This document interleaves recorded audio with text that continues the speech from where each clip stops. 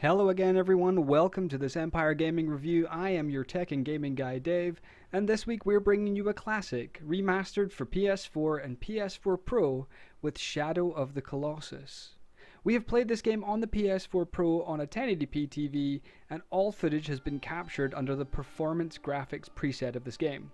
Now, an advanced copy of Shadow of the Colossus was supplied by PlayStation for review purposes. Whilst we aim to make this as spoiler-free as possible, bear in mind that it is a 12-year-old game and that some mild spoilers may make it through. Remastered classic games are a bit of a double-edged sword.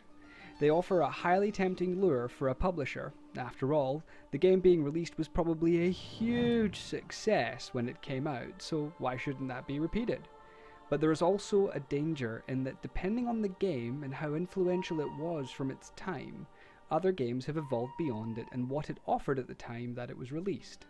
Also, then you've got the natural evolution of that idea in that if you modernize a remastered game, can you put your hand on your heart and say that you're releasing an authentic experience of the original game, or is it more a tribute to that game, realized for a modern audience?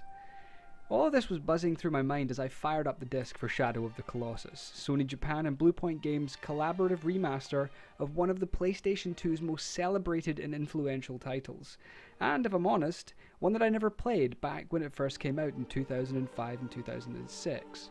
It took me until the first remaster came out in 2011 for the PlayStation 3 to have a crack at it, and even then I never found myself giving it much time, as it was a different pace from the games that I was playing at that time.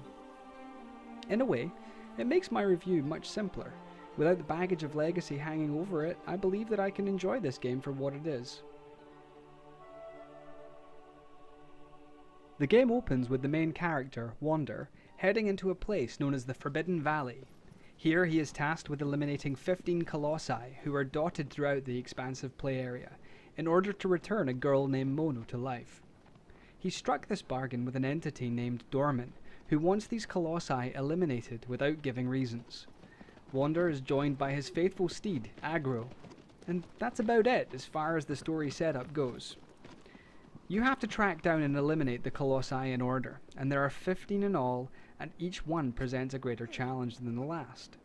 Your path to the first Colossus serves as a tutorial on movement and climbing, an essential skill in your quest to defeat these beasts. The Colossi are huge. Each one towers above your character, reducing Wander to an insignificant speck beneath their feet. You must seek out and attack weak spots on the beasts using your bow and sword, and scaling the Colossi becomes essential in seeking these spaces out. As you climb, you spend stamina, and if you run out, your grip fails, flinging you from the lumbering giants as they seek to throw you from their height. I must admit that at first I struggled a little with the pace of this game. It's basically nothing but boss fights, and reaching a few places before you attack, rinse, and repeat. However, once you get beyond the first few Colossi, it starts to draw you in and you want to know more. Why does Wander want Mono back so badly? Why does Dorman want these ancient beasts destroyed? Who else has been here? You come to appreciate the pace and the scale of the Colossi, and the beautiful bleakness of the Forbidden Valley. As you make your way back across the valley, the areas where you have defeated the first Colossi have their remains crumbling to dust. There are just so many small details which have been considered, and they all add to this game's experience. Graphically, you can see a very stark difference between this and the older remaster for PS3, which I did fire up to see the difference. Team Ico and Bluepoint have rebuilt all of the visual elements from scratch for this game. Detail on the Colossi is spectacular, a curious mixture of organic and mineral. Each surface still somehow works with the others, whilst the environment in the valley looks beautiful and strangely desolate as you move around, exploring the areas and hunting down each of the colossal beasts. It looks nothing short of remarkable when played in 4K, even though it does limit you to 30 frames per second.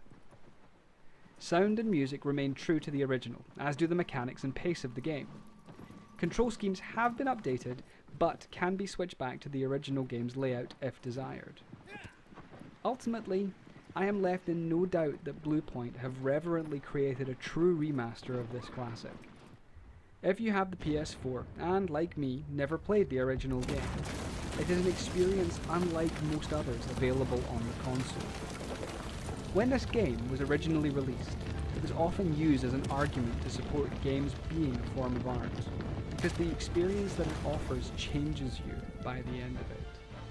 This essence is still in place in this release, and as such, this is a modern example of games being art. I struggled with this game at times, not because I was bored, but because I wasn't sure that I wanted to know the answers to why Wander had to kill these ancient, majestic creatures in this bleakly beautiful world. Persevering was harder than I imagined it would be, and as such, this game gets a 9 out of 10 from me. Thanks very much for listening. This was Dave.